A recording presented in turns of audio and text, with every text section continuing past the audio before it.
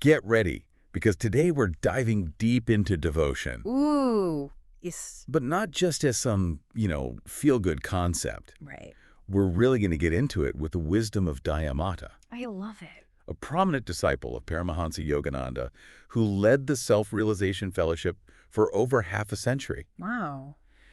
You've shared some fascinating material on her, particularly the Spanish YouTube video from the LMDU channel. Right. And I have a feeling her insights will resonate deeply with our listeners. Absolutely. Because she really embodies devotion as this dynamic force. This isn't just about, subscribing to a belief. It's about a lived experience that transforms individuals from the inside out. You've really put your finger on it. Yeah. She goes way beyond the typical definition. Right. In this video, she even describes devotion as a divine formula, which is interesting. Before we get ahead of ourselves, Okay. it's important to understand that when she talks about a divine formula, she's not advocating for this rigid set of rules. Right. Imagine it more like a catalyst for transformation. Okay. It's the active ingredient that sets the stage for a richer, more meaningful existence. Okay, so less like a recipe and more like a spark that ignites something bigger. Exactly. Yeah. And that's where the idea of union with the divine comes in. Okay. Devotion, for Daya Mata, is the bridge to that union. Okay. It's the driving force that propels us toward a deeper understanding of ourselves and the universe. It's interesting. She doesn't shy away from powerful terms like divine beloved. What does that actually mean in this context? For those unfamiliar with this terminology, divine beloved essentially refers to the divine reality that exists within each of us. Okay. Think of it as the truest, most essential part of ourselves. Okay. And devotion, in essence, is about cultivating that loving relationship with that inner divinity. It's not about escaping the world, though, right? Right. Daya Mata seems to be saying that this kind of devotion actually changes how we experience the world around us. You're catching on quickly. Okay. It's not about retreating into isolation. Right. But about bringing that heightened awareness. Yeah. That sense of sacredness. Yeah. Into everything we do. So how does this actually play out in daily life? I mean, we all have routines, responsibilities, maybe even a bit of a to-do list. Sure. It can be tough to bridge that gap between spiritual aspiration and, well, reality. She addresses this beautifully with the analogy of a cocktail. Okay. Think of a day infused with devotion as a dynamic blend of service, practice, and interconnection. Okay, I'm intrigued. Tell me more about these ingredients. Okay. It sounds way more interesting than my usual daily grind. Let's start with service. Okay. For Daya Mata, this wasn't limited to grand gestures. Right.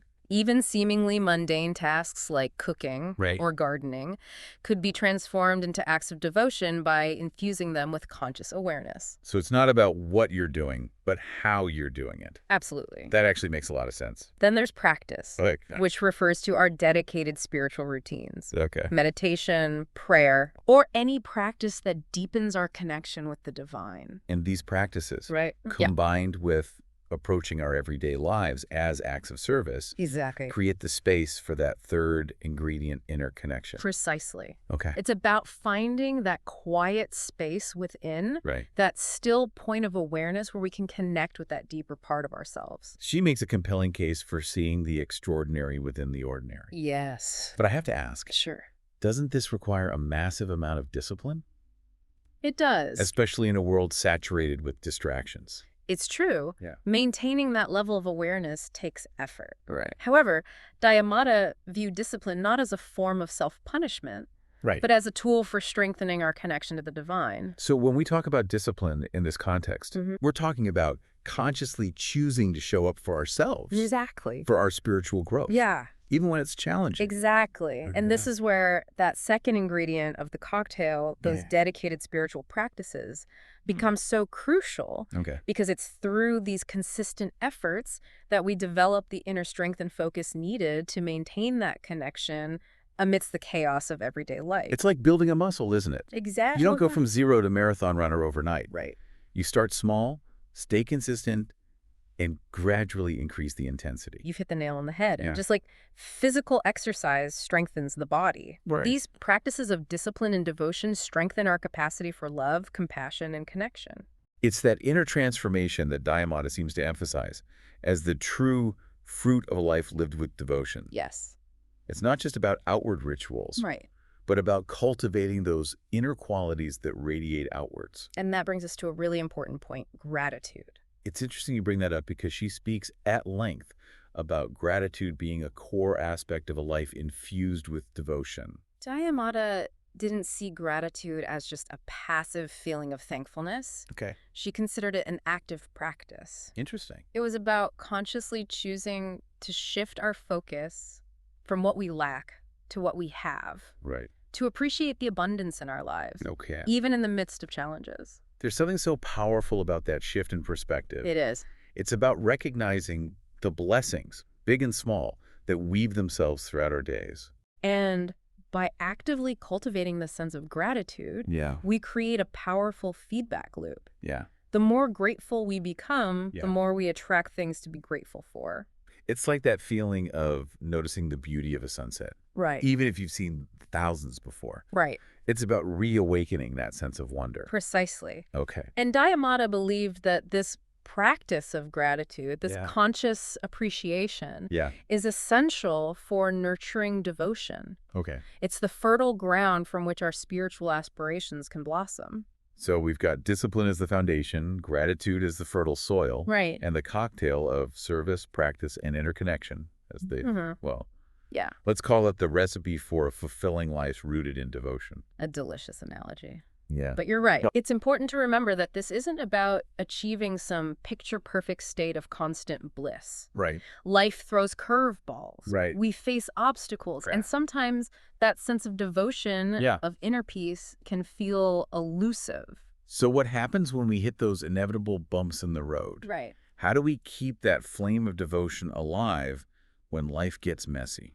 That's where the importance of a guru, Yeah. or spiritual teacher, often comes in. Okay. Now, for those who may be unfamiliar with this concept, Right. a guru in the Eastern spiritual tradition Yeah. is not about blind faith or worship. Right. It's about guidance on the path to self-realization. They act as a sort of mentor, Exactly. helping to illuminate the path and navigate those inevitable challenges. Exactly. And in Daya Mata's case, her connection with her own guru, Paramahansa Yogananda, Right. had a profound impact on her understanding of devotion. Yes. And his influence didn't fade even after his passing, right? Right.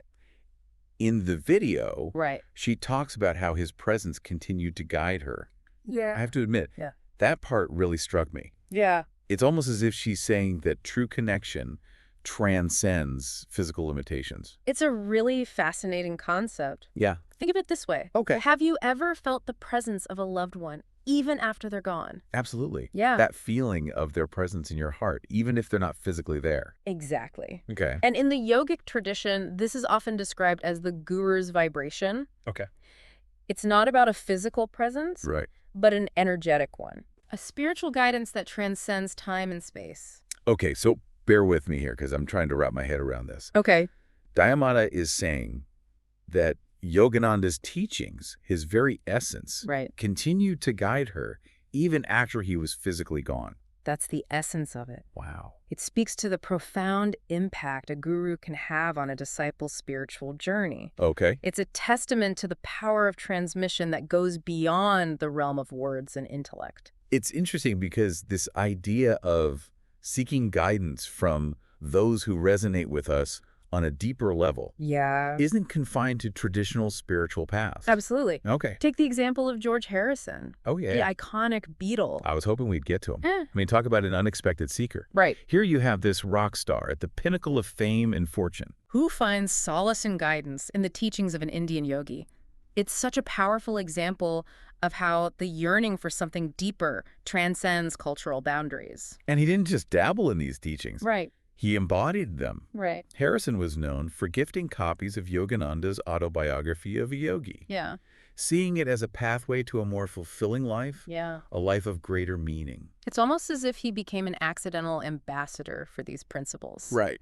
Did Daya Mata ever speak about his connection to these teachings? He did. Okay. In the video, she mentions that she and Harrison had a close bond, Okay. sharing deep conversations about spirituality. Great. She even noticed a deep longing in him, Really? a thirst for something beyond the glitter and fame that surrounded him.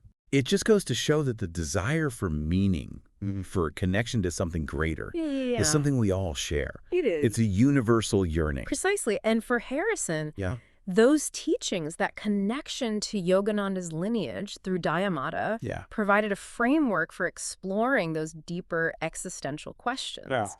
He found resonance in a path that emphasized inner peace, self-realization, Right. and a connection to the divine. It's remarkable, isn't it? It is. This idea that a rock star from the West Yeah, and a spiritual leader from the East could find common ground, exactly. shared language, Yeah. through the principles of yoga and devotion.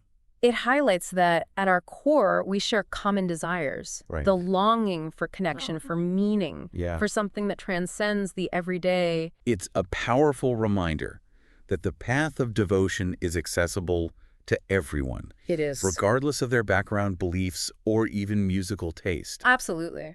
Okay. And it often shows up in the most unexpected ways. It's almost like these stories, like George Harrison's, Right. remind us that the search for truth and meaning Right. can pop up in the most unexpected corners of life. That's a humbling thought, isn't it? Yeah, We often associate devotion with specific practices or traditions, right. but Daya Mata seemed to suggest that it's more about a way of being, Yeah. a way of approaching life itself.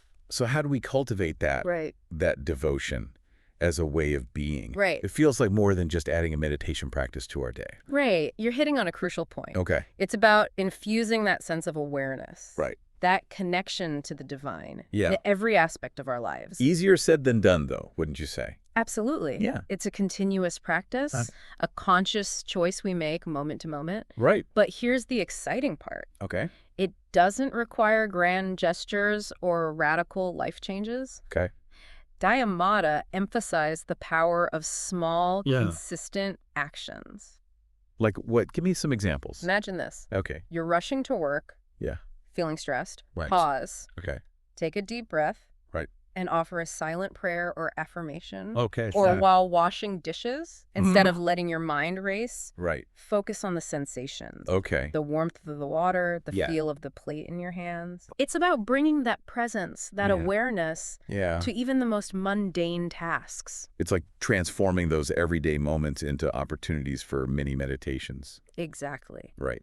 And as we do this, something remarkable happens. Okay. We start to see those around us differently. Okay. We approach our interactions with more kindness, Right. more compassion. It's like that ripple effect, isn't it? Exactly. Our inner state radiating outwards. Right. Daya Mata even touches upon this in the video. Yes. She uses this really beautiful image comparing those who cultivate devotion to lamps, Oh. radiating light wherever they go. It's such a powerful metaphor, isn't it? Yeah, Because it suggests that by cultivating that inner light, right, we naturally illuminate the world around us. right. We inspire others simply by being who we truly are. And that light, Yes. that positive energy, Right. it has a ripple effect, doesn't it? It does. Touching not just our own lives, Right. but the lives of those we encounter, even in small ways. Exactly. Yeah, It's a reminder that each interaction, right, no matter how fleeting, right. holds the potential for connection, Yeah. for kindness, for Well, love. This whole conversation has me thinking, what if? Yeah. Instead of getting caught up in the busyness and distractions of life, Right. we approached each day as an opportunity to embody those qualities of devotion Daya Mata spoke about. It's a beautiful aspiration and Right. one that is within reach. Yeah. Because as Daya Mata reminds us, Yeah. devotion isn't something we acquire from the outside. It's about uncovering that inherent connection to the divine that's always resided within us. That's a truly empowering thought to end on. It is. It's about rediscovering that inner spark and letting it illuminate not just our own lives, but the lives of everyone we meet. Beautiful. This deep dive into Daya Mata's wisdom has been truly inspiring. It has. It's a reminder that the path of devotion is one of continuous unfolding, of deepening awareness, and of recognizing the extraordinary within the ordinary. Yes. It's a journey worth taking. It's so